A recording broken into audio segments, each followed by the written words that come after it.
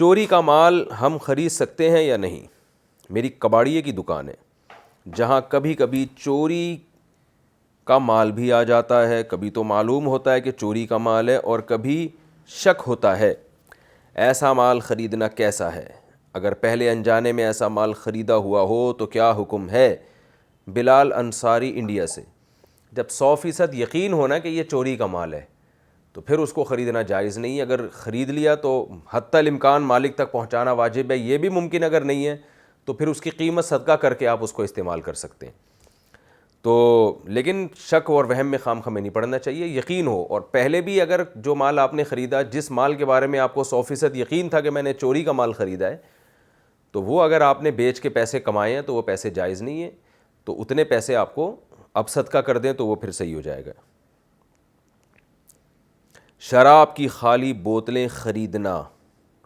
میری کباڑیے کی دکان ہے جہاں شراب کی خالی بوتلیں بھی آتی ہیں، انہیں میں آگے بیچ دیتا ہوں، کیا ان کی خرید و فروخت کرنا میرے لیے جائز ہے یا نہیں؟ بلال انصاری انڈیا سے۔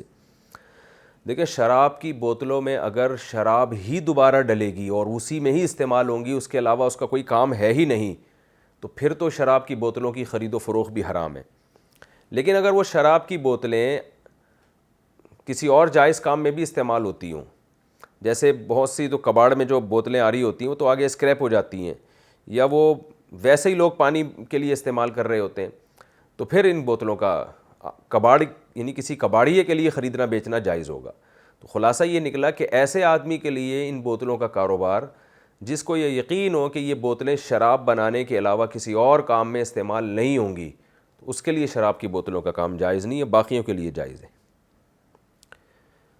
قرآنی آیت یا دعا کا نقش بنا کر ساتھ رکھنا، کیا ہم کوئی بھی صورت یا دعا لکھ کر اپنے پاس رکھ سکتے ہیں یا اس کو کوئی نقش بنا کر اپنے پاس رکھ سکتے ہیں؟ اس کا طریقہ کار کیا ہوگا؟ زہیب کشمیر سے۔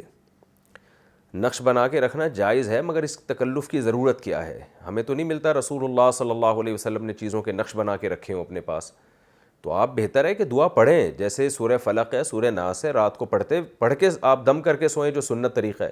صبح و شام کی دعائیں جو نبی نے سکھائی ہیں، تو یہ تو نبی نے نہیں بتایا کہ نقش بنا کے اپنے پاس رکھو، بلکہ صبح و شام کی دعائیں اپنی زبان سے پڑھیں آپ، تو اس تکلف میں نہ پڑھیں نقش بنا کے رکھنا، جو سنت طریقہ ہے اسی کو فالو کریں۔ صبح و شام کی دعائیں یاد کر لیں اور پھر ان کو صبح و شام پڑھا کریں۔ زبانی یاد نہیں ہوتی تو کسی پیپر پہ لکھ لیں، پھر وہ صبح و شام دیکھ کے پڑھ لیا کریں، اسی طرح یاد بھی ہو جائیں گی تھوڑے دنوں میں انشاءاللہ۔ ناخن میں میل یا مٹی ہو تو کیا وضو ہو جائے گا؟ اگر پیر کے انگوٹھے کے اندر تک میل جمع ہوا ہے یا مٹی لگی ہوئی ہے اور اس کے اوپر پانی بہا دیا جائے تو کیا اس سے وضو ہو جائے گا؟ اور اگر اس طرح نمازیں پڑھی ہوں تو ان کا کیا حکم ہے؟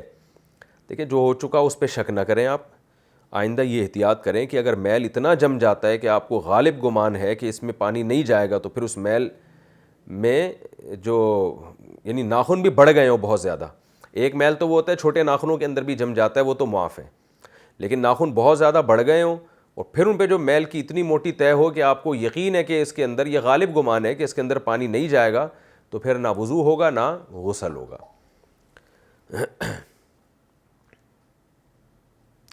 البتہ مٹی جو لگی ہوئی ہوتی ہے نا، جو عام مٹی ہوتی ہے، یا تھوڑا سا ہلکا سا کیچڑ لگا ہوا تو اس میں پانی چلا جاتا ہے، کیچڑ کی موٹی طے ہوتی ہے تو پھر بعض دفعہ پانی نہیں جاتا اس میں۔